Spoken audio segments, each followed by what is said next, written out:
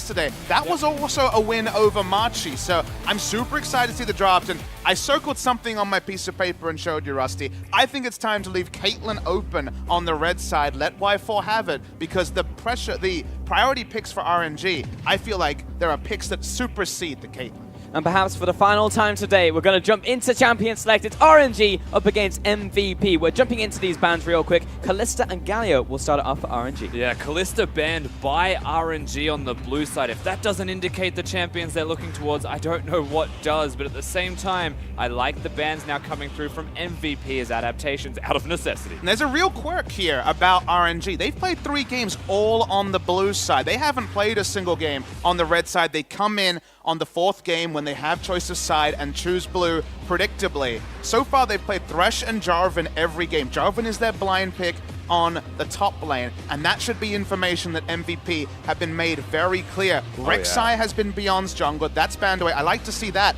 Something has to give in terms of this pick ban, and I feel like that something is Caitlyn. Give it to them. Remember during all of this that there are still mid lane champions there and available for both of them. Of course, Xiao, who has been utterly incredible throughout his regular season and coming into this tournament, did 44% of his team's damage in one game as Corki. That's always going to be somewhere you have to look towards as another respect ban. And so they leave open Caitlyn. That sounds like a gambit. Caitlyn has been permanently contested this tournament. It's going to be locked in. Y4 is only 1-1 on the Caitlyn, and Y4 is the biggest question mark here. It is not RNG riding into game 4 with Uzi. You give Uzi Caitlyn, every team in the world is shuddering. This is not the same sort of respect, and I wonder how MVP will draft against it. It could be the Jhin that was a big one for Maha, or just maybe a Varus. I'm expecting the Rakan to be seen at the very least. With that, you could couple an Ashe, I would say, for Maha here.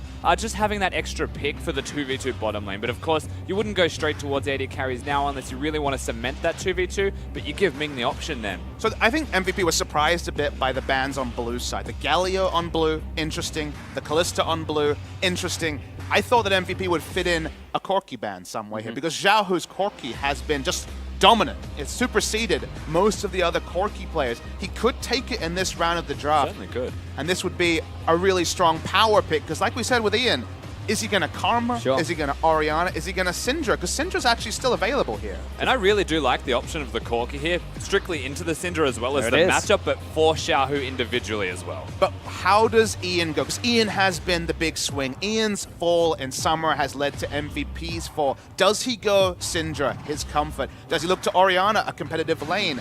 Or does he go elsewhere? Maybe he'll actually take his time. They'll just draft the Ashe to stop there being AD carry bans. That's risky though. Because again, you get rid of the mid lane as your pick third, you pick the AD carry. But he's got 3, Rusty. He's got 3 champions he can play. He can play the Syndra, he can play the Karma. He could also go to Orianna that was 0-6. They did pick up a win with it against Machi, so they can feel a little bit better about it. The bans now on blue side are going to be the most interesting. Yeah, let's quickly recap where we're up to. So it was Rakan, Elise, and Ashe coming in from MVP, and Gragas and Corki for the first phase of picks for RNG. Jarvan's going to be banned out here against Let Me, but we are probably looking to hammer out that top lane pool right now, as no one has picked a top laner. Again, Jax aimed at ADD.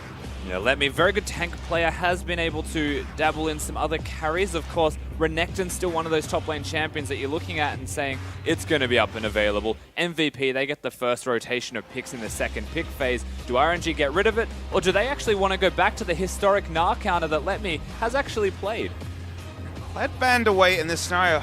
These questions, they keep on mounting. The draft has gone surprisingly like we expected, but also very different. This is quintessential late game tournament meta. These teams meta. Jarvan, Thresh, the 2 blue side staples banned away from the side of RNG. Will it just be the Orianna here that does fit the comp and the initiation very well? I think you have to blind pick mid lane. Oh, sorry, answer the Corki and have the answering pick for ADD at last. To me, Orianna fits the situation cleanest. And for now, that was all top lane bans. So Jax, Renekton, Kled, and Jarvan removed from ADD and Let Me. So we'll see where else they can go from here on out. MVP looking towards their mid laner. Right, hit that one on the head there, Papa. It will be the Syndra in the mid lane for Ian. And this is something that I don't want to deep dive into here, but Ming's champion pool, just keep in your mind the Leona. Just think about it.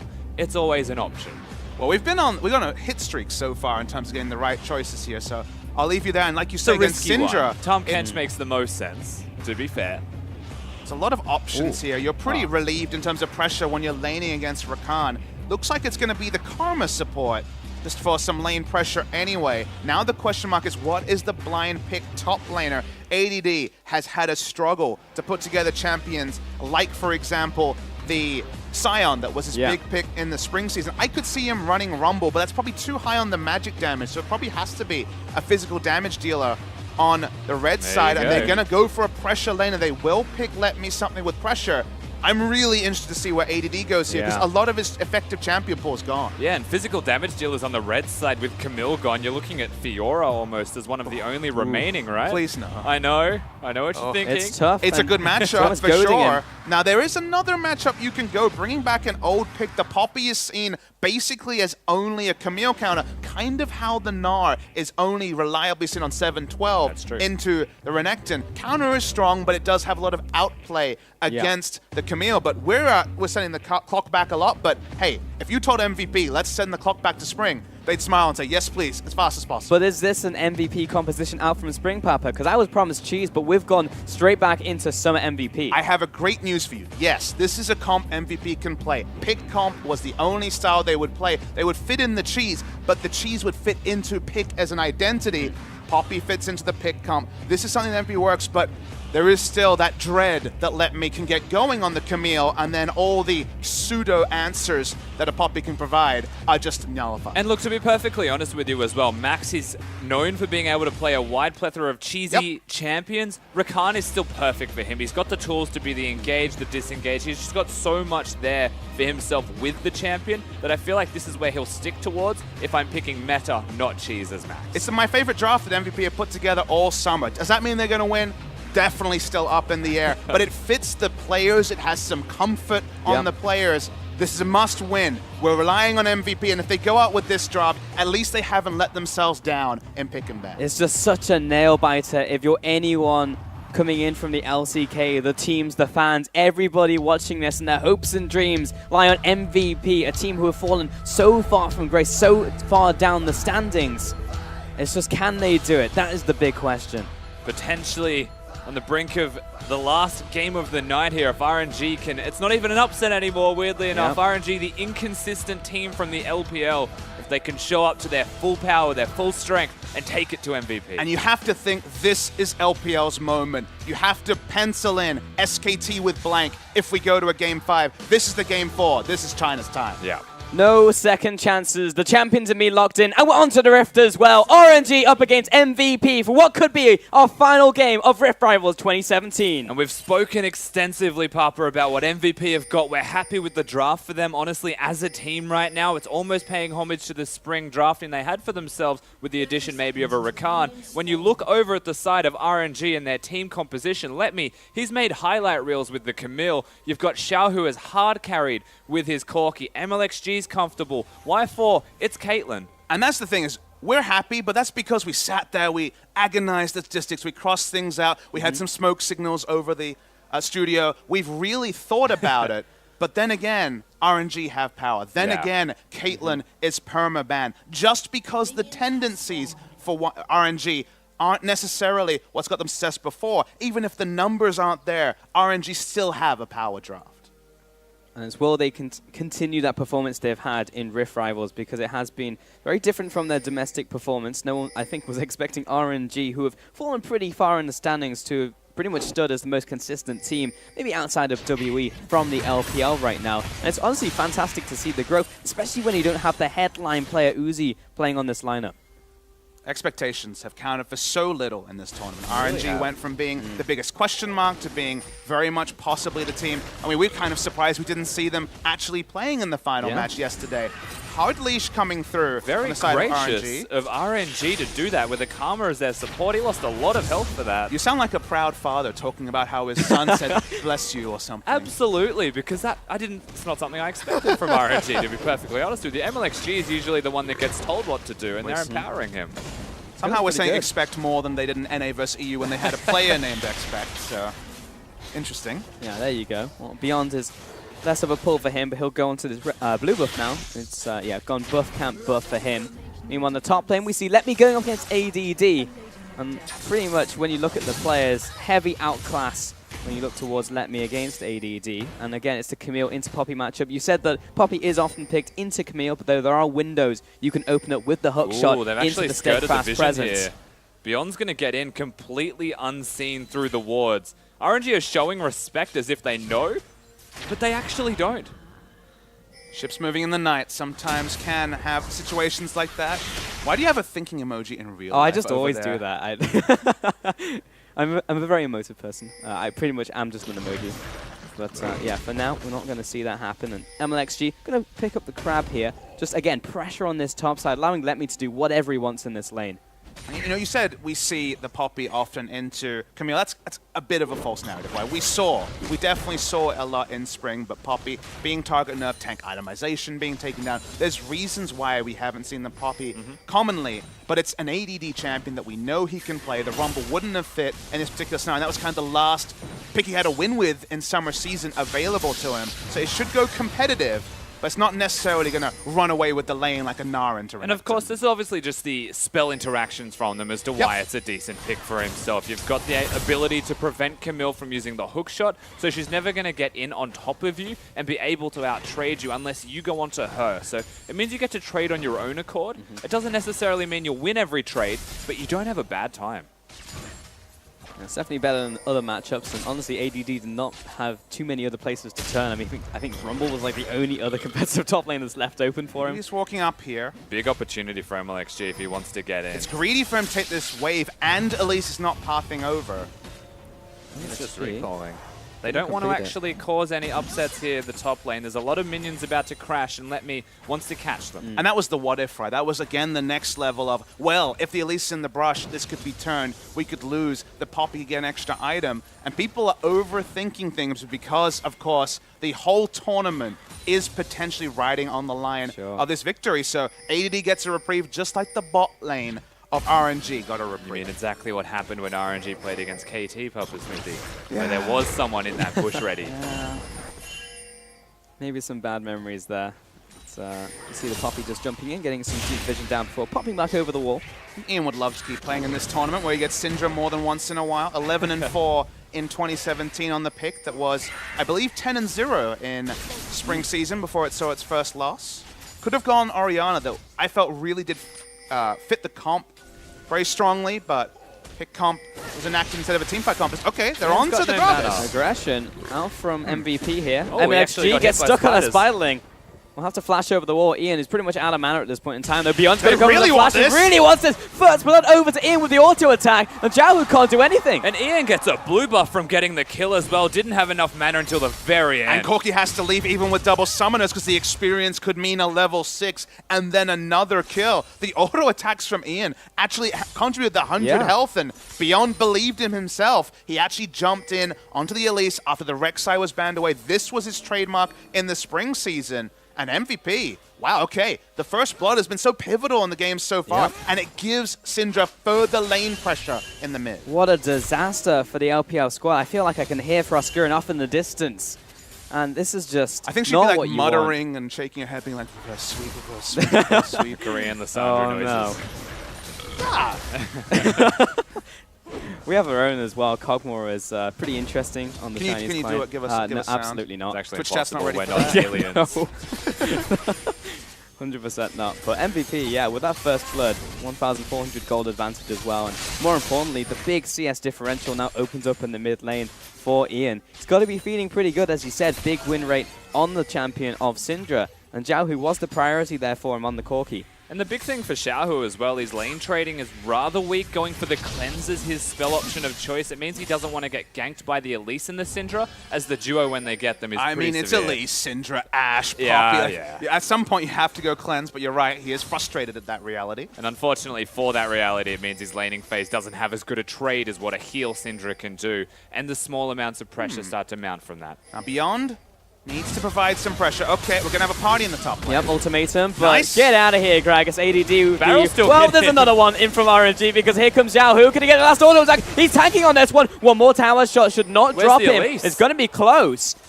but Beyond is nowhere to be seen. Beyond could have been top lane, but just went for completing the red buff instead. Not in position to back up his teammate. Sure, Ian gets some damage on the mid lane turret, but they can rotate around that, and it felt like Beyond had the inside track to at least force a 1-for-1. Big question mark, saying better red than dead, and why would you not just go top lane? Save ADD. This is not a question I have the answer to, but I'm often left flummoxed by decisions that MVP makes, so I'm not going to come here and give you a very roundabout way to why. I just would say it's a mistake. That's all we're left really believing here. So unfortunately, that mistake will cost them a trade, but at the same time, you have to look at what was used to secure that one. MLXG, by throwing out his Q as he gets knocked away, was lucky enough to get the slow, get the assist, and actually help Xiaohu to pick that kill up. It was a bit weird to watch, but the longest Q you've ever seen from a Gragas.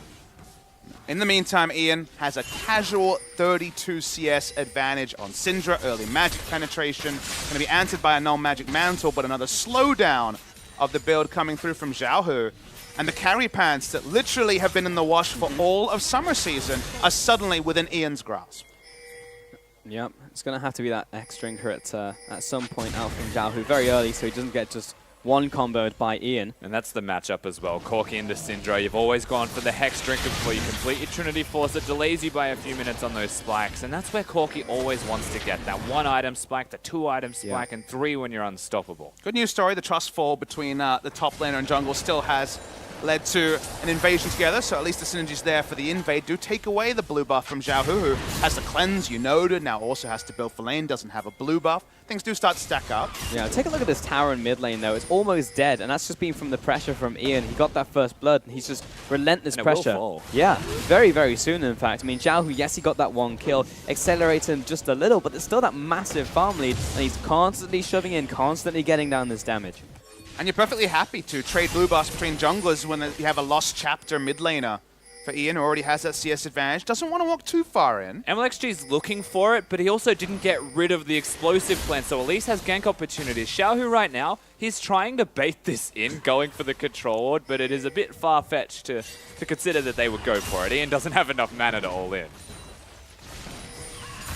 Yeah, pretty much out of mana, and MLXG will actually just go back to his jungle. It's not really worth wasting too much more time. He's got his red buff up and the raptors as well, so why not go for those?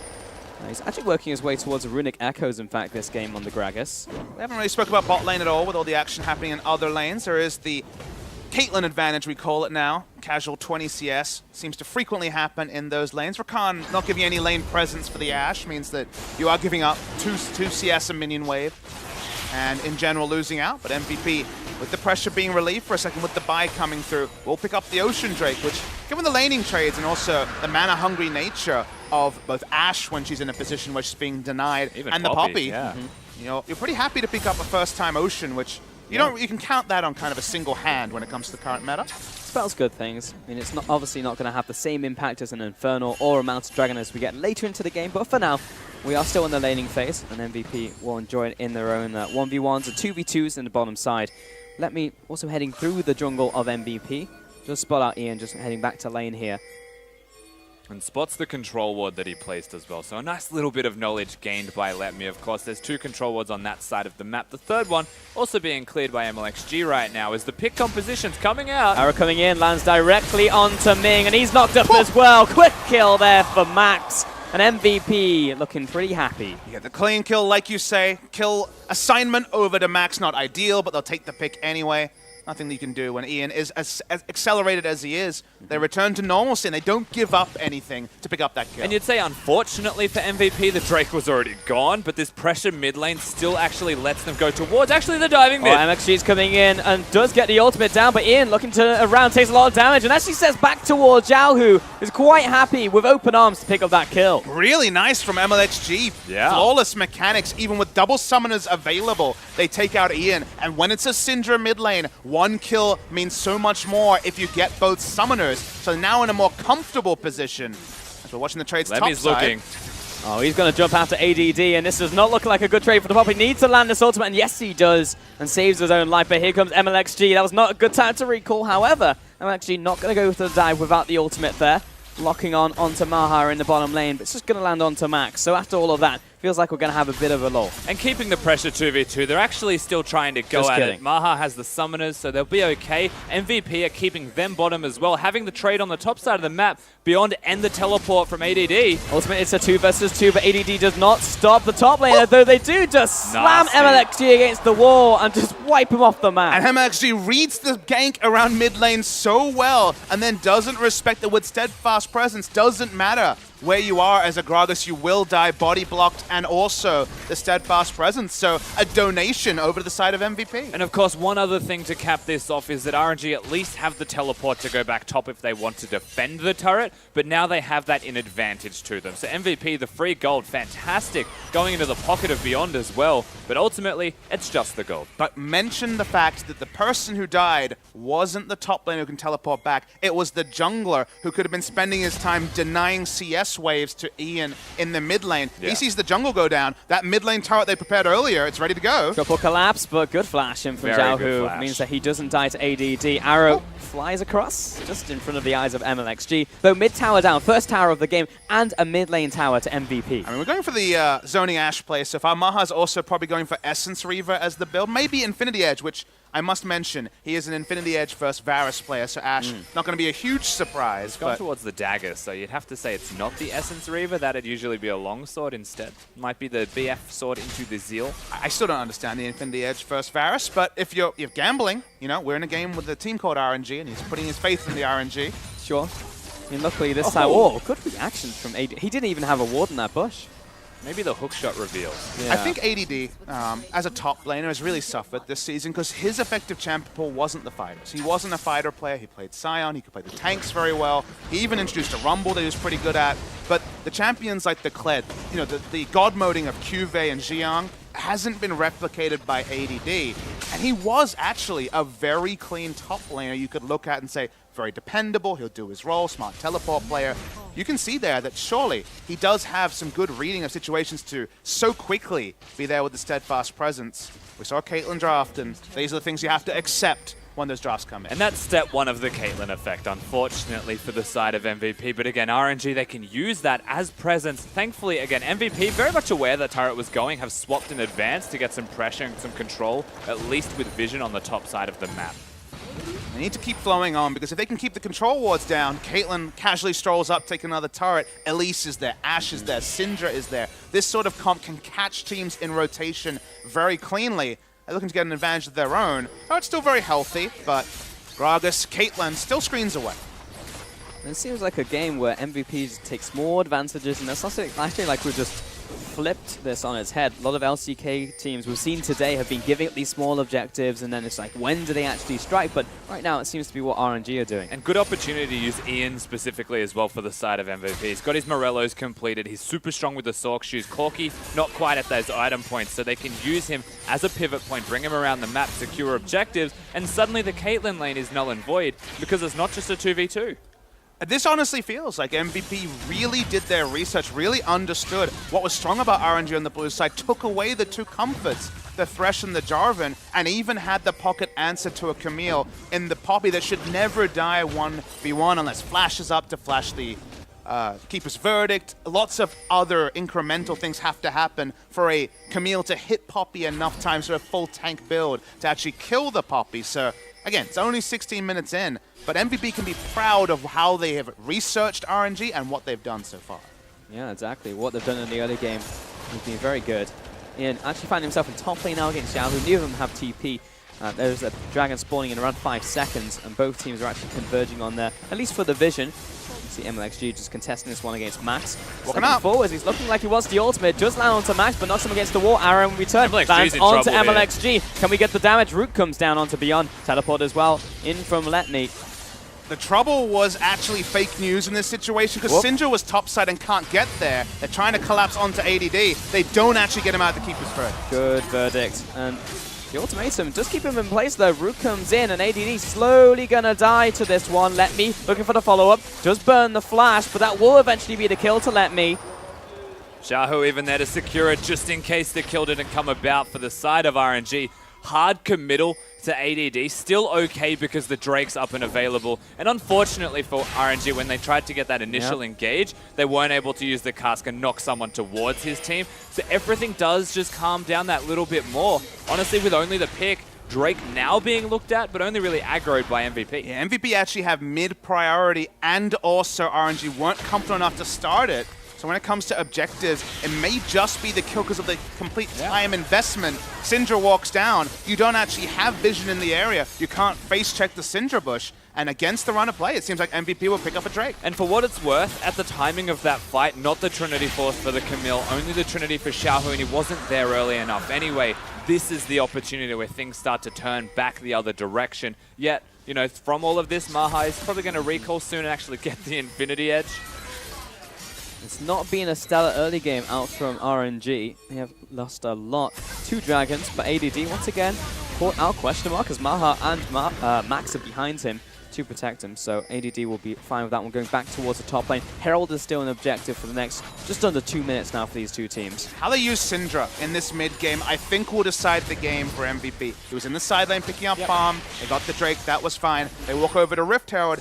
Honestly, the simple formula is if Syndra is at objective, good luck trying to contest it if you're RNG, unless all the vision work was done earlier. Sure, they do have advanced information that he's here, but they can't walk up. That's why there's another bonus for MVP. And ADD can obviously just recall now, go back towards the bottom lane, defend from the Camille, because in part, I feel like that's where RNG are going to look towards. Now, starting to ramp up in those items, Poppy can handle Let Me extremely well by stacking all of the armor in the world, but there will hit a point, there will come a time where Camille just starts to outscale. Unless there is that home run, because team fighting as a backup for Camille is there because of the Hextech ultimatum onto the Ashe, but home run hit there from the ultimate of the Keeper's Verdict can sequentially, or can situationally, sorry, be an answer. So there's a lot of what-ifs about this particular game as it flows on, but I agree. Anytime a Camille's getting free farm, you start to worry. You can never put a value on the Keeper's Verdict.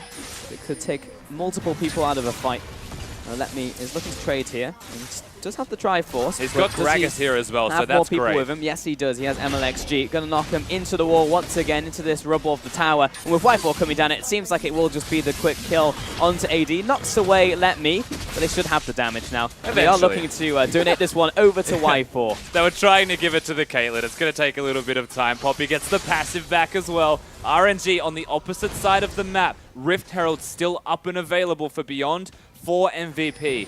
They have the ability to make the trades, but he's down bottom to answer. I mean, the awkward part is they kind of just sent multiple people to answer. It took forever to kill the Poppy. That could have been just stacking members in mid lane, putting down a Rift Herald, rotating with the Syndra in top. That's where you kind of see the recent plight of MVP, because when it came to the rock, paper, scissors, sure, multiple people were sent, and you're like, okay, how do you answer 3 people being sent to slowly kill a Poppy? You make something happen around the map, and now it's just a Baron play?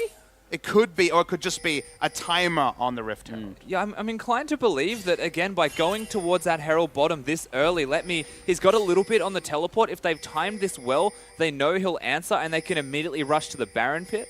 It's a static Shiv BF sword coming through from the Ashe. It's a Poppy. Yeah. I think it was just a timer on the Rift Herald. I have to hope so. I mean, it has 4 minutes on it and it was taken just after 18 minutes, so it would have had a good 2 minutes left. Wow. Well, you got the next level read. This is a next level by MVP, but RNG know what's up. RNG are an LPL side, but this is getting smashed. It's dying so quickly. We have MLXG over the wall, jumps over, and Doesn't it is confirmed over to Beyond. Everyone converging on Gragas. He goes down. ADD protected front lines and gets the slamming against the wall as well. MVP making this happen. Xiaohu gets one, jumps over the wall. He's making a hero play for the LPL, but he is shut down by a stun from Ian. MVP try to go for a super unconventional Baron. Great read there, Rusty. They just thought, okay, draw the Camille. We have an exact timer on the teleport. They rush it down. We've seen MVP do this before and lose a game from it. Backs against the wall. The rest of the coach is wondering, holy crap, they're trying this. It works. Feels LPL inspired, honestly, Papa Smith. The MLXG throws the cast, flashes over so Poppy can't intercept it, and tries to get that steal. That was still a 50-50 in my eyes. as to how that was going to go, but an equal trade towards that in the end, and realistically the Baron means that MVP win that. And MVP have a team that has gone on record, and this is something I actually hold against them, but to explain, have gone on record and said, we love having Baron steal opportunities, we're happy to rush it down, and we trust ourselves to secure it, which to me is like, just put down the damn vision and kill people, then take the Baron. But that's not how MVP play. They seem to like the rush of blood that comes around the Baron. They make the call, as you say, telegraphed by the Rift Herald. The items aren't even there. It's not even a Blade of the Ruin King Ash, which it certainly could have been. They pick it up, they get the maximum, but they're not a low reward. They're not, sorry, low risk, medium reward team. That's why they're different to other LCK teams. They're very much high risk, high reward. Yeah. And we have a team like that too, Dan Gaming. And honestly, most of the time it does feel like a bit of a Dan's game play because you don't really want to see that. But hey, it worked out for MVP, so credit to them. You still look towards what can they achieve with the Baron as ADD once again. Get a pick, needs to be the verdict, and it does get the stun onto Let Me. Does he have any help? They are quite a long way away. He's alive. The shield, dodge out of the arrow, and somehow he's still alive. ADD bringing back the Poppy, getting collapsed on during a Baron buff. Okay, they bring all the reinforcements in, so they do actually succeed in delaying some of the Baron push. On the other side, MVP, ADD not dying, piling on health items. Actually has the Randuin's complete as well. His job is to run at Corki and Caitlyn and waste as much time as possible. But remember who he kicked out of that gank onto him as well. Going for the magic damage dealer of Xiaohu when you've stacked armor is the perfect way to survive the rest of the gank. Does it excellently to keep himself alive. And you're right, the reinforcements, they come in. But they're still set up close enough to the Drake, and it's an Infernal. Infernal definitely a fortunate spawn when there's already plenty of items onto Ian, and Maha has the 2-item spike himself. MVP will not win the game with vision. They're not that sort of team. They are different to other teams in the LCK. They're happy to force fights. Infernal's definitely going to be a fight point. And you know, I will be that guy for a second and say that Xiaohu's currently 3-0-1, and once he gets the Infinity Edge, you can't help but feel like there's not a lot that'll stop his damage output if he's free to actually connect that one. RNG, they've kicked this off. It's going to be a contest, and despite just coming in from MLXG, this is good. Beyond needs to just back away from this one, lest Ian can find a stun, but that's exactly what RNG needed. During a Baron buffed MVP who should have control of the minion waves, they push mid, they even get some chip damage, and they take the Infernal Drake from underneath MVP as they watch it happen. I mean, that's just brilliant that they're able to secure it at all. Yeah, like against the runner play, like you say, a little bit of disrespect, but the same thing, kind of a like for like with MVP and their force on Baron, gives them Infernal on a team that craves Infernal Drake. Massive scaling across Let Me, Xiaohu, and Y4 is a big payoff in that particular regard. This time, here's the invasion, though. Looking to try and get this pick onto MLXG, just get the knock-up, but everyone else as well really wants this blue buff, smited away by MLXG, so MVP do get the invade off, but not much more. Felt like a body slam interaction perhaps from MLXG there whilst getting charmed. He still covers the distance. There wasn't anything to close on him. And he gets the blue buff, but it does mean the blue buff doesn't go to Xiaohu, and you'd still be happy with that at the very least if you are MVP. For now, he does still spam those spells a bit later before he just really wants to get those auto attacks out. And we're 25 minutes into this game. MVP still do have the gold lead, though. It looks like we are looking for a initiate mid lane. If we could see any stragglers from MVP, and I just feel like even if you're supporting MVP or RNG, both sides have their hands on their heads. Like, no one is quite happy with how this early game has gone. It's been quite messy. It's not been pretty. But that being said, both teams are in a situation to win this game still. I mean, I'm a reasonable man. I will take this from MVP. My expectations were pretty minimal. They've played well so far. Oh, that's one going over the wall. Xiaohu does have to flash this one. Repel comes in, but you have to feel he's a dead man. And indeed he is, put 6 feet under by Beyond. Now, Camille is in the top lane getting her split push on. What will MVP do after the pick? First instincts, based on what's happening in the map, is a very minimal thing. So they need to actually translate a very nice pick onto Xiaohu. Both of Xiaohu's summoners being down may be relevant for a future fight, but a pick into no objective is something we've criticized many teams for already this week. It's a step, but it's not a huge step forward. Yeah, and you want to say that pick, perfect for Drake, perfect for Baron. Everything's been taken, though. There's no outer turrets remaining for MVP to look towards. And so, yes, they get the pick. And yes, Xiaohu is well overextended. But you're right, the biggest advantage they'll get from that is another fight in a minute when Xiaohu comes back. And a fight that's more meaningful towards winning a team fight, not just the pick. RNG setting up teleport wards for ADD could be the big thing for them. Now Xiaohu is someone who can be taken out. Corki back in the meta, Steadfast Presence does interrupt the Valkyrie. See the contest onto the red buff. MXG knows what's up. Yeah, Sure does. but unfortunately Syndra exists. Ash is out of position for this. We are okay. It was just the steal here, and that goes over to Beyond, courtesy of the Venomous Bite. So 6-6 now in terms of kills. Next Dragon's Infernal, remember. Both teams will want to fight over that. And this is well timed as well with the next Baron spawning if Syndra wants to go and get the blue buff. Of course, staying with the team now for pressure is the correct way to play this. Xiaohu, no summoners. Close side of the map to the Baron, but he's not going to be able to immediately rotate. It's not the teleport corkies that we've been seeing.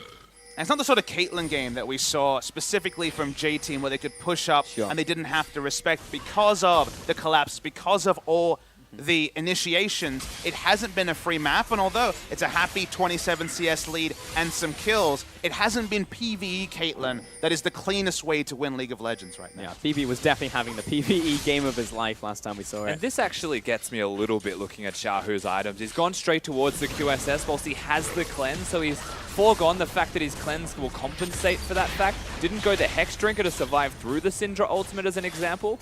He has chosen to have multiple cleanses to distance himself the entire time and be able to consistently put out that damage. But I mean, we just mentioned the risk of it, right?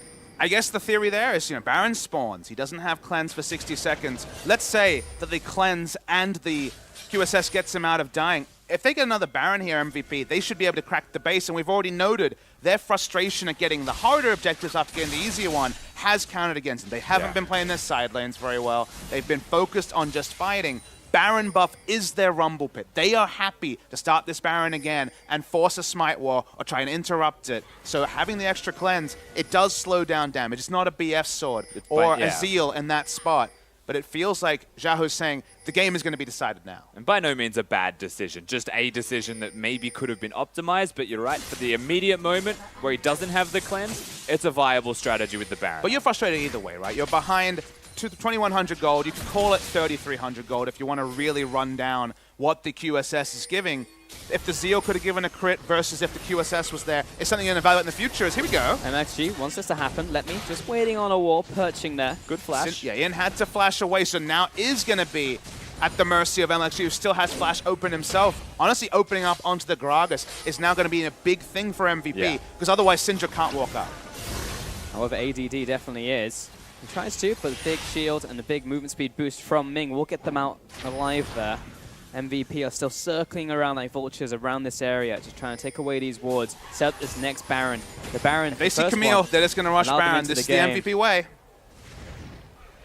They're waiting. Still waiting. And they pick up position. And in comes Max looking for the Taunt. Just managed to get it. And actually massive ultimate. And Whitefall detonates the support. ADD looking for the disengage now. Ultimately is a support for a jungler. In comes Let Me. Has the ultimatum still. It's a 1-for-1 trade, but jungler down. And jockeying with the inside now. They've got the middle lane. They've got the potential dragon that's going to be there. Beyond, they can still threaten the Baron if they'd like. But a lot of the vision even was cleared away. So RNG, they do well, but they do force the teleport MVP. ADD stepping up to Let Me. He's stopping him from hookshotting away as Beyond buys him some time to catch up. Cocoon also lands. Needs just not to be a pick here for RNG. Xiaohu providing covering fire does allow him to get out. Again, ADD blocking that last shot. So for now, this is just a 1v1 successful evacuation. And what will MVP do next? Infernal Drake has just spawned as a much easier objective. They don't actually have any vision investment in Baron because it's MVP. Unfortunately, this is the way it goes. So a free Infernal Dragon is something they can claim that's straightforward, that's easy. They'll buy a couple more control wards, and they'll try the Baron party again. And RNG are walking over towards the objective, but you'd have to imagine 2 Leandri's Torments. It will be smashed down very quickly. No real chance of the contest there from RNG, but still they've got the middle lane. They can push mid, they can move over to the Baron, and suddenly by going for the Infernal, the opportunity's there. Now they walk up and smite it, so RNG might just go for Baron because they know that smite should be down for Beyond. They'll have another charge, but they're going to set up around the Baron, at least try and force out the counter teleport from ADD. He left the Scryer's Orb as well. He's looking to actually get a cheeky body slam before using it, but he'll get out alive perfectly fine. That's a good mind game, actually. Clever idea. In the end, I like it. Everyone's sitting around walls. I feel like MVP have an inkling this hasn't been started yet. Yeah, ward over the wall. And Max will spot them out on this one as RNG look to back off. So I want to start theory crafting about the build from ADD here because it's probably going to be jumping into the Gargoyle Stone Plate, very obviously now, with the Chain Vest and the Negatron in the Negatron Cloak. I wonder if Locket will be the last item to basically try to negate an insane amount of health. Poppy will find 3 people around her in a team fight. That's just how Poppy fights. If you can negate Burst, that might actually allow them to keep fighting, because I've been surprised by so many people not looking towards the Locket and Stoneplate synergy that, okay, situationally can be gimmicky, but Poppy will find the middle of a team fight. Yeah, definitely possible, yet I think if I look at the completed items, he doesn't necessarily need the Locket to keep his team alive. Max will have that. I'd argue maybe he goes towards the Knight's Vow, opposing that to still have the armor, still have the supporting of the rest of his team, whilst also being a tank. Yeah, MLG has already jumped on that one as well, and has Xiaohu or Y4 situationally to place it on. Just because the damage is so consistent from RNG, you don't really need more than one Locket, you wouldn't think. Looking pretty engaged here. Let me goes very deep, but Max simply just jumps away. MLXG is off to the side as well, and still no summoners, remember, on Ian and beyond.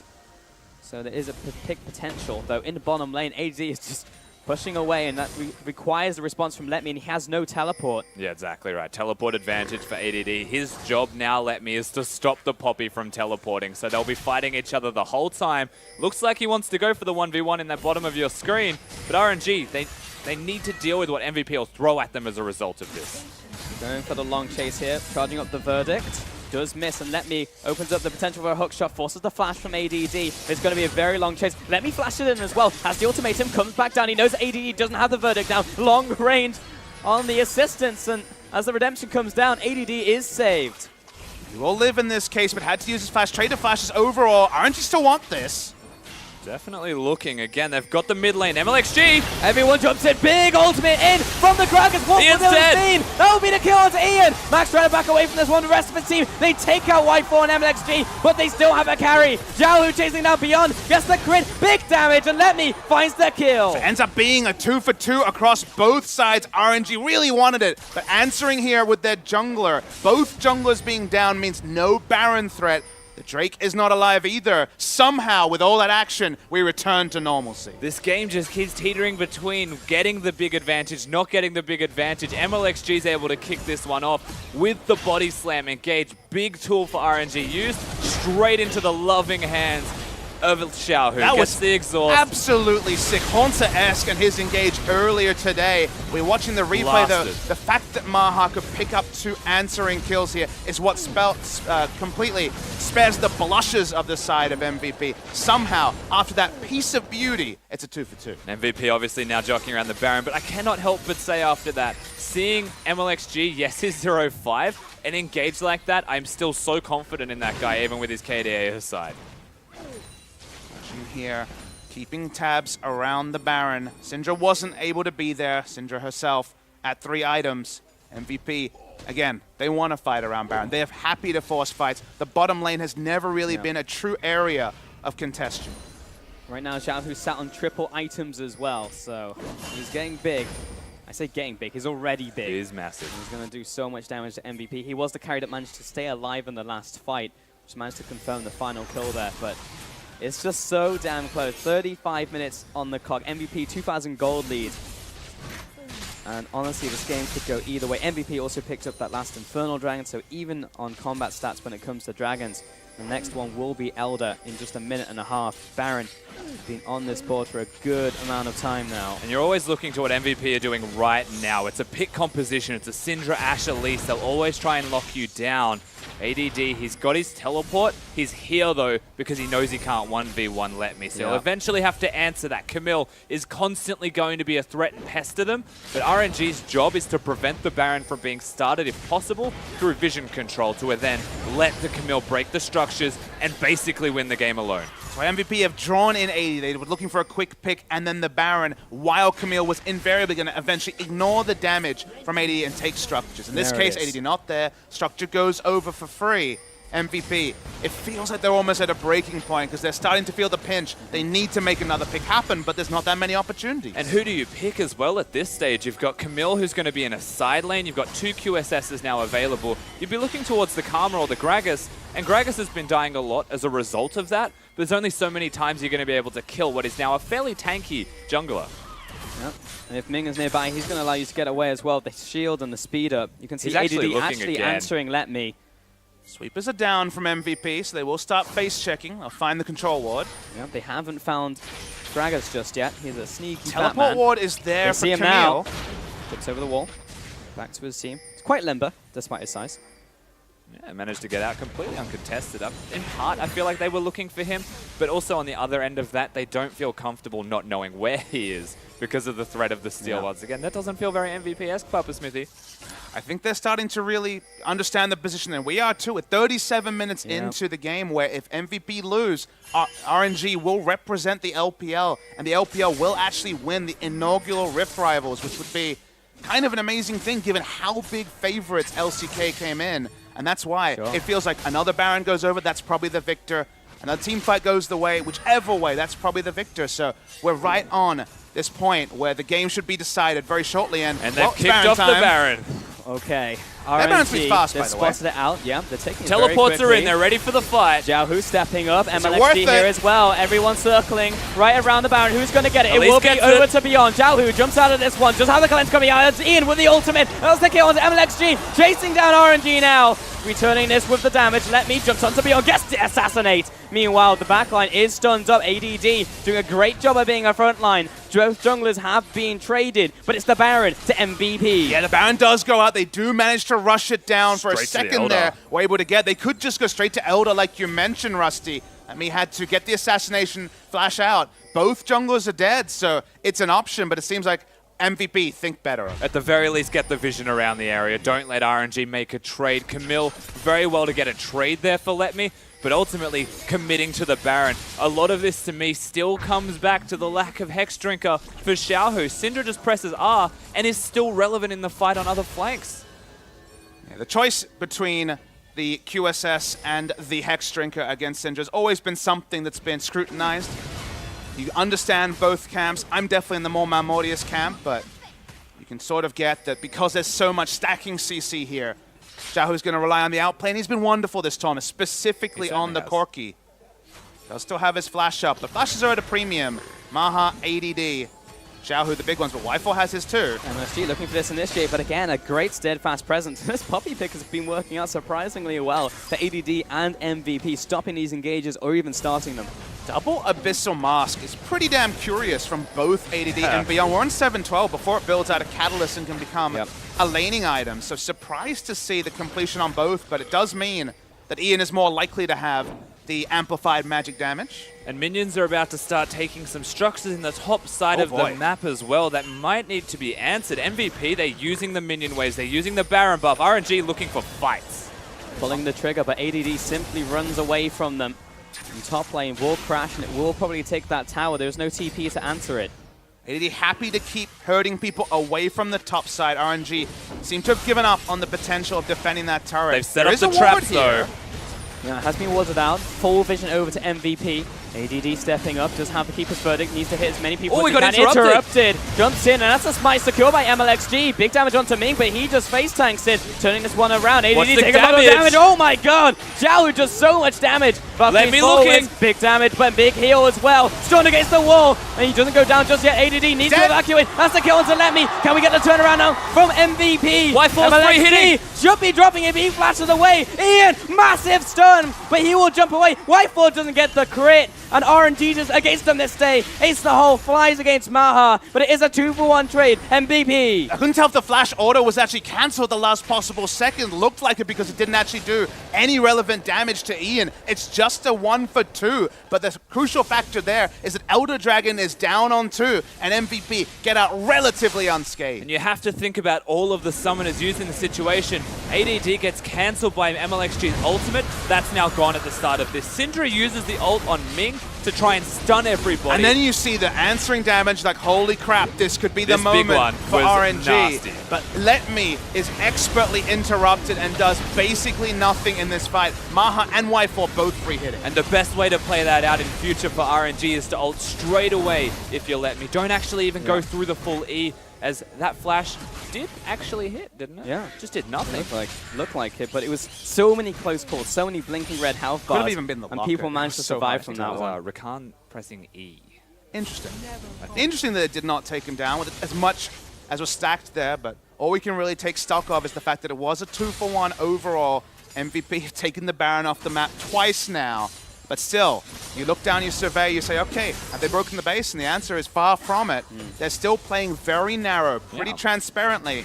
And Let Me is getting only stronger. And what's crazy about this is MVP, they make the big plays, they get the Baron, but it feels like as a team, they are so committed to getting the ace after the Baron, like they have to force the fight, expecting RNG to come and take it. But because these fights equalize enough, RNG go over, they get the Elder, and the same thing applies, and we do just keep meeting in the middle with these big objectives going down. I mean, at the best of times, MVP haven't been a team to prep sideways very well, and it almost feels like they were like, okay, Camille, she's great at sideways, let's not bother with either, even though you could be playing at least one side lane where the Camille isn't. So they're playing a very defined, just get a team fight victory. And because the team fights have been nose ahead, nose ahead, nose ahead for MVP without necessarily a win, it feels like when RNG, if they can finally win a fight, they'll take multiple objectives and perhaps take the game out of MVP's grasp. Yeah, it's like how much do they need to take for MVP for them actually to take more from it from the preceding play.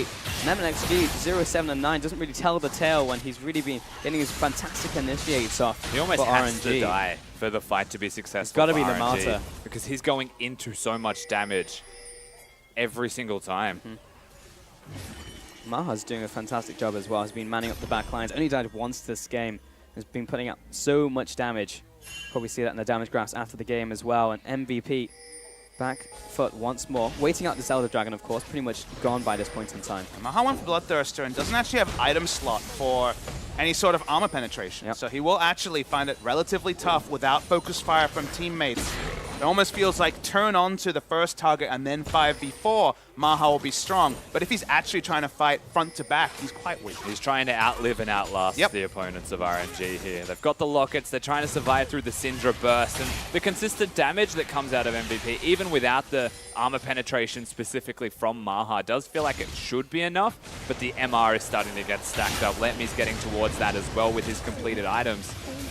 Very difficult to take them out without that last Whisper. And so if we were looking at MVP and trying to evaluate them on the terms of other teams at this time, specifically other LCK teams, it would be, let's play around the top wave, push that in, ward up the enemy blue buff, and then the Baron that we know MVP really wants will have an air of security around it. It'll have another option of being with a minion wave pushed in, but it's been minion wave pushed in time and time again from the side of RNG bot lane, and nothing from MVP. No visit at all to the top side. And I wish this was a situational oversight, but unfortunately, it's kind of the playbook for MVP.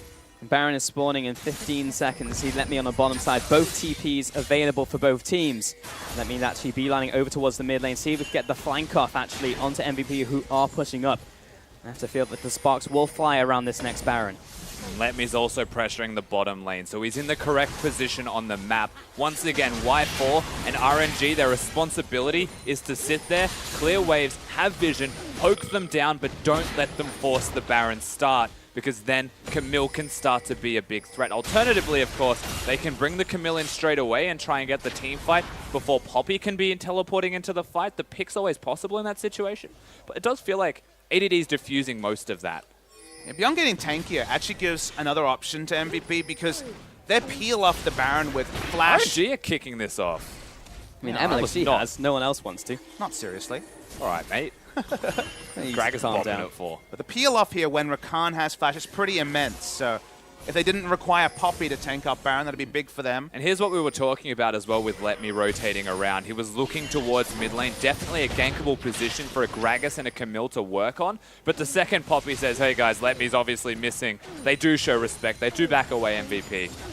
Well, they don't have any vision, really at all, almost, Rusty. Yeah. At the moment, they have nothing around the Baron apart from a couple of wards in the general area. The pick comp is playing in the open lane, which is more the terrain of the side of RNG. They're going to walk up to the turret, and MVP's out of position. Big damage onto Xiaohu, but at the same time, Ian also takes a big chunk himself from Y4 and courtesy of Xiaohu. Mid tower does drop. Nice little rotation there from RNG, leveraging the pressure they have from Let Me in the bottom side. And Xiaohu going back to base. It's going to be Elixir time, you would have to imagine, for the side of both of these teams. It feels like it's mounting up now, Pulse. It feels like we're hitting that one team fight to determine if the LPL wins Rift Rivals. And that's just so scary for both sides. 46 minutes on the clock, and when it comes down to a single fight, the hopes and dreams of the LCK making it to a Game 5 and winning this tournament rest on MVP's shoulders on a single team fight. RNG, if they win this, take it for the LPL. I mean, a win here for the LPL over LCK in an international tournament would be absolutely insane. And you mentioned the mounting items, and for me it's the mounting dread, because MVP are now playing a pick comp with a vision disadvantage, and you feel they're one face check away from the game ending. So finding a way to actually assemble any vision at all. I'm not asking for a lot of MVP. Of course, anything around the Baron, because suddenly the Baron looks like a free objective for the side of RNG. Xiaohu's got his package. Caitlin's at 6 items again. There's just so much to be afraid about if you're MVP. Package comes up and he's zoning the heck They're out of MVP. almost die just getting vision Max down. taking so much damage. Big Look at top Beyond's shot health. towards him. You get a bit of healing out from the Redemption, but they are knocked away. Beyond cannot contest. What an ultimate from MLXG. Just a lovely setup They're on one engaging side. with Maha's caught out, but good knock by ADD with a counter initiate. See if we can get in range. The flash comes out. MLXG does not activate this one. It was not in range, but the body slam. Xiaohu's dangerous. Let me just get the slowdown to Ian. Whoa. Lots of damage. He has to flash away.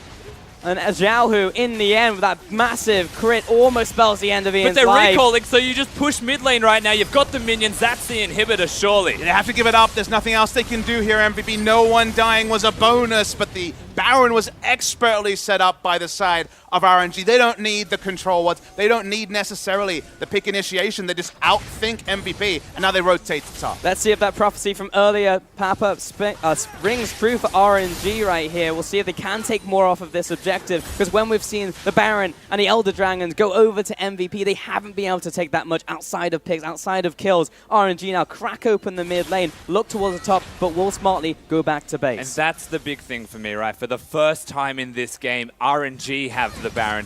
They have the ability to set up the minion waves, control the map, and just look at the damage that Xiaohu does here. Watch Max's health. And now Xiaohu is a cleanse, flash, Mercurial Scimitar Corki. He can run interference. Max and Beyond almost die just getting a ward on the Baron, not even contesting it. Great disengage cast from the man whose KDA hasn't worked, but his play with the ultimate specifically has worked. Speaking of ultimates, ADD bails Maha out of the game ending. This is where RNG are in supremacy. This is the weaknesses of MVP as a team. I feel like everything is being showcased at the same time, and the end result is one more team fight from RNG, and it should be that LPL victory. And ADD is having a phenomenal performance as well. You don't look at the scoreboard and say, this is how they're winning the game, RNG. You've got his 1-5 Poppy, that work that Poppy has done in this. You'd feel bad looking at a 1-5 scoreline. RNG now, though, they're still pushing. Dennis knocked back onto the minions, trying to clear these out for MVP right now. Xiaohu stepping up. Look at the damage in from the two ADCs. Oh my god, that's gone. Moving on to the inhib now, trying to take this one away. Max coming out, just get a big charm out onto RNG. Can they make this work? No, Max is stunned in place. The damage is massive from Xiaohu. He steps up, looks towards Ian right now. And for now, it's a 4 versus 5. MVP looking for the defense. Game could just end here, though. This is the point. They're all pulling back. Wait for these Nexus turrets. They're coming under fire.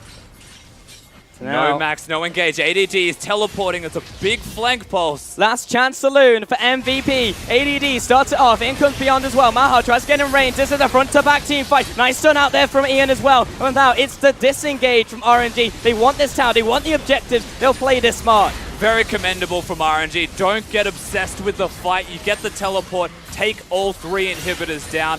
Use the Baron. Use the minions. End the game in a standard way. And the Baron buff so expertly used by RNG. MVP picked up 2 Barons and cracked 0 inner turrets, let alone getting in on an inhibitor. Now the math doesn't check out there from MVP, and now RNG can just go back and pick up an Elder on the backside. That's only more good things for RNG right now. 15 minutes into this game, almost an hour on the clock. And RNG will get themselves another dragon in the form of a second Elder Dragon for themselves. They'll go back to base once more, and it's pretty much just full item builds across the board, but not just for RNG. Look towards MVP, and they're pretty much full built themselves. It will be one more team fight, but massive advantage now to RNG. They had the Baron, they still have the Baron, they have the Elder Dragon. It seems difficult to say that they could let the game slip away from them now. And we're almost at the mountain zone use point for Gragas. That's how late in the game we're going to be. He's gone towards his arm guard. Almost there. We're pretty much past full items for everybody except him, you'd feel like. And we are at that elixir purchase mark. Elder Dragon secured, 3 inhibitors down, minions. You don't have to control your side waves. You just corral them in as they start to help you try and end the game. And I want to say I'm disappointed by MVP, but I can't really be. They did draft smartly. They did find themselves in a position to take 2 Barons against a team that looked much more impressive than them over the course of the week. But unfortunately, if you're playing a pick comp and you're drawn into open spaces because you stopped having ward supremacy, even in your own red buff area, but let alone around the Baron, advance from there. Their vision could never move forward because they never played their side lanes enough to actually take inner turrets, and in the end, they're drawn into the open, and in the open, it's a killing field for RNG. And here we go, the package secured, blue buff there. RNG, they're looking to make that final team fight, get themselves the victory. They don't even need to fight. Maybe it's PvE time, Rusty. Straight away, they should be engaging MVP as these minions crash. There's no other choice but for Max to use the quickness, go forwards. And it's going to be ADD to start this one. Here comes Max as well. Gets a good charm off, but MLXG stalling out the front line. Beyond as well. Ian doing what he can. Let me jumps up to the back line. He will be going down, but he does have the Guardian Angel. RNG are losing this fight. Turn around as well. The kill onto Ming. Great arrow for Maha. And Beyond goes deep as well. 2 for 1 trade, but they are wounded. MVP do have to back away. They're going to give up their health bust. Let's see who can walk back. Maha can still stand up in the first Nexus turret under fire. Y4, yeah, he's putting the chip damage down, but ADD stepping forward, middle inhib, respawns, and miraculously MVP stay alive. Exactly what they needed to do. We said Max has to go forwards. He becomes the hero with ADD and is able to survive through all of that. Beyond is the only person in the team who overreaches just that little bit extra. And if you talk about a summoner trade, only Beyond flashed in that particular fight. 3 flashes on the side of RNG, and this was all done with Max not having flash of his own, just finding a chance grand entrance. Will it actually be a turning point? Well, watch the replay. They were desperate for an engage. You have to funnel up. First, it was ADD, but then Max comes in, and this was the wombo engage they've been denied for so long. Absolutely. Even the redemption to keep ADD healthy. Let me, whilst he hits the backline, he's got the Guardian Angel. It doesn't really indicate that he's going to be able to kill anybody. Maha actually just saved the Ash Arrow for a long time, even after Hextech Ultimatum was already used, just slammed it into Karma and killed her very quickly. So MVP, make the best of what was obviously an abysmal situation for them and buy more time. Absolutely. That's the key word, right, Papa Smithy? They buy more time for themselves. They're still stuck within their base, and the Baron is a lot easier to end the game with than the Elder Dragon if you're using the minions, using the 3 inhibitors as your way into the game. If I know MVP, they want to go out with an attempt at a Baron steal. They're not going to wait for a 5v fight in the base. This team has lived and died on the Baron for so long. Realistically, it's the percentage play to hang back and try to play around the Nexus turrets, but they're not going to play that. But again, it's just not like this moment, one after another. Why are we here again? Why are we at the Baron? And RNG don't need to start this Baron. The minions are pushing bottom wave. Just play the patient game now, just that little bit more. Of course, it's RNG. They're not going to go full patience mode, but they are slowing it down. The second inhibitor does respawn, so the minions will be delayed at least for a while, killing that. Let's see what MVP decide to do. RNG trying to split them between 2 bad decisions. ADD is gone. Yep. Comes back to base. Tau almost dead. These Superminions are going to And now RNG should do the Baron. They should at least force the teleport. Blasting Cone in. They're going to do it fast. They do a lot of damage at this point in time with 2 ADCs. Can we Keep get your eyes on Max. Can we look at Max looking for the initiate, but it doesn't land onto anybody. RNG do get the Baron. TP forced by ADD. Let me He's teleporting into the base. They need to try and stop these recalls right now from MVP. He's going to end the game right now. He's going to be able to. They're going to stop the recalls. Corky's so good at doing this. This is how Rift Rivals ends. Oh my god, they need to chase them down, but let me just so much damage. The minions coming in as well. Done it. The Titans are being cut down. RNG do it. They take the Nexus. It was in the most MVP versus RNG fashion you could have asked for. MVP in the scenario with where they are in the regular season.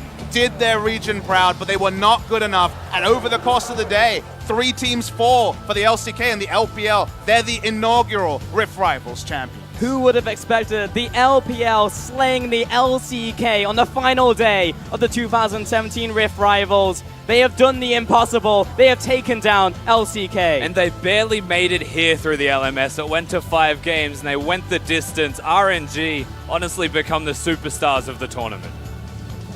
Of course it had to end in a way like that, with a backdoor coming in from Let Me.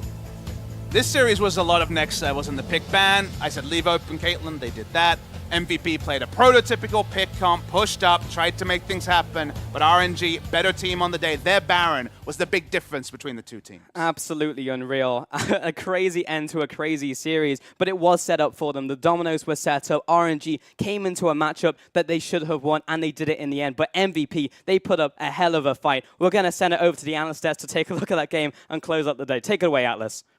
Thank you very much, Pulse, and what an incredible game. MVP out to such a phenomenal start, but in the end, it was all RNG. MLXG, despite the scoreline, making the plays. We knew this guy was in form. All of the puzzle pieces fit together, and RNG are going to crown LPL the Rift Rivals champions. And yeah, it was RNG that ultimately dropped the axe on the LCK, but huge props to the two teams before them that set them up for victory. EDG, after a very turbulent start to this tournament, pulled it through, took down Samsung, and Team WE went face-to-face, head-to-head with SKT to prove that LPL didn't just get this because of how the teams aligned. They went through the best to be the best. Yeah, and it was RNG that was honestly the only LPL team in this whole set that was favored to win their matchup, and MVP took it to them.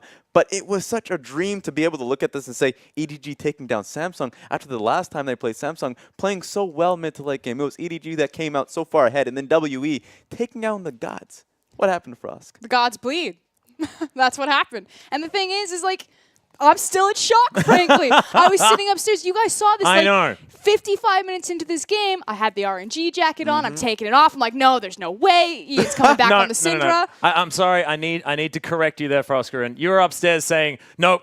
LPL's not going to win. It's not going to happen. MVP's already won. Don't worry, it's all over. Yep. She was the most negative because she wasn't ready to believe. She's believed so many times, and this was the first time in a very long time that you've been rewarded for the belief, and you weren't even there. You weren't even behind them the whole way.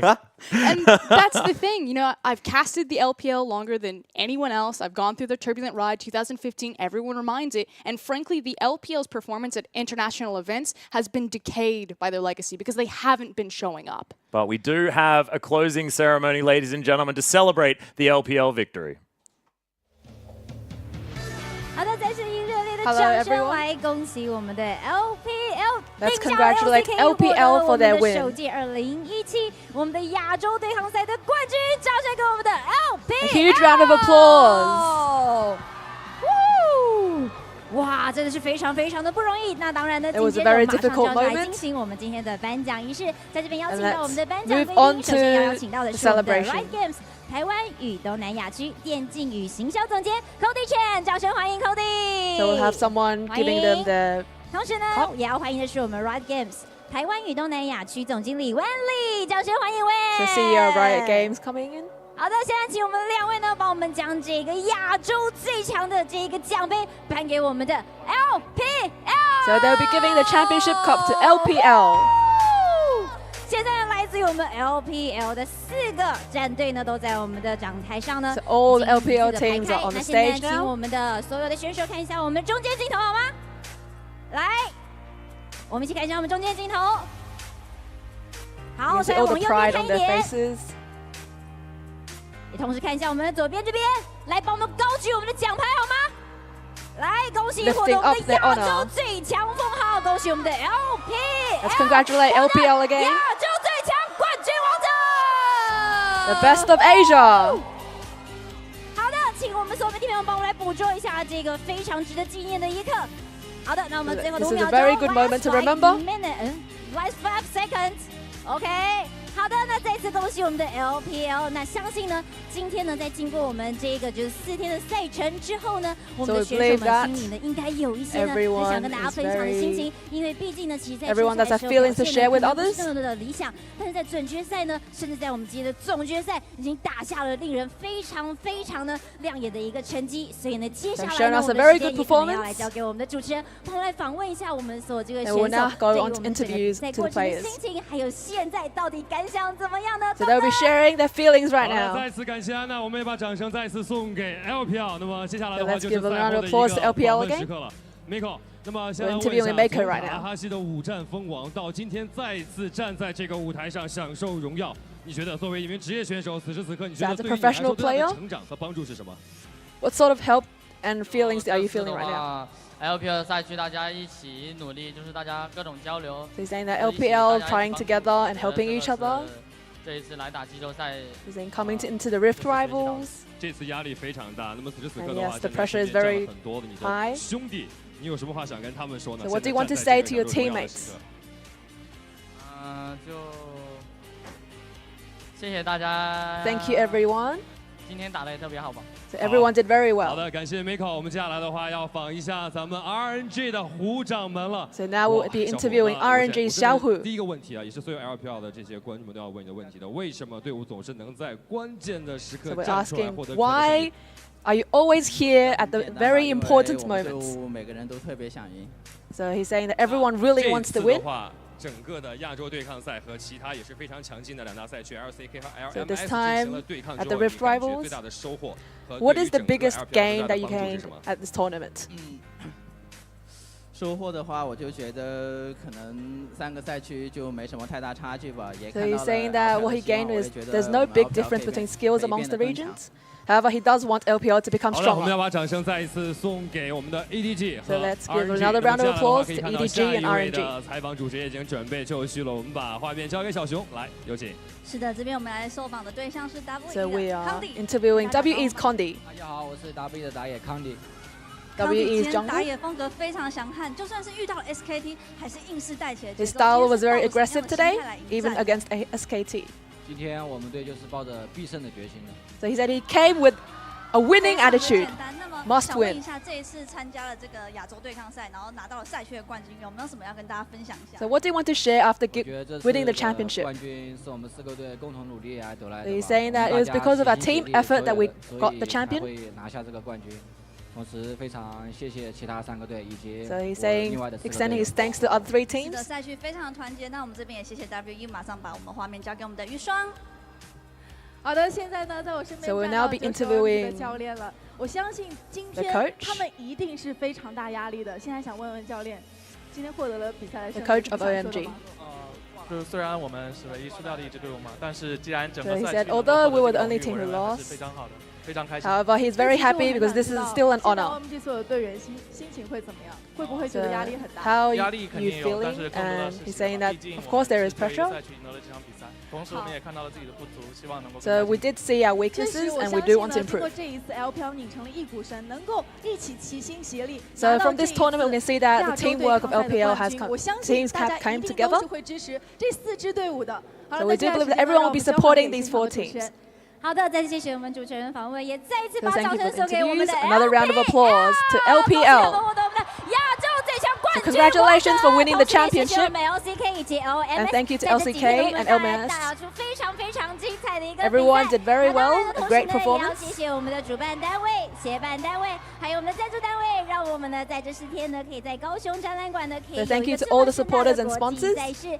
那当然呢，再一次把所有的掌声送给我们辛苦的工作人员以及我们自己一个掌声，好吗？ And another round of applause to everyone here, all the employees, 好 and 的， to 再次感谢我 ourselves. 们所有召唤师的陪伴，也谢谢我们的观众的收看。那我们的Thank you for 2017 watching. 亚洲对抗赛在这边正 The 式宣告 2017落幕 Rift Rivals. 那接下来，请大家呢可以继续关注我们的 LMS、LCK 以及 LPL 的所有的战队以及选手们。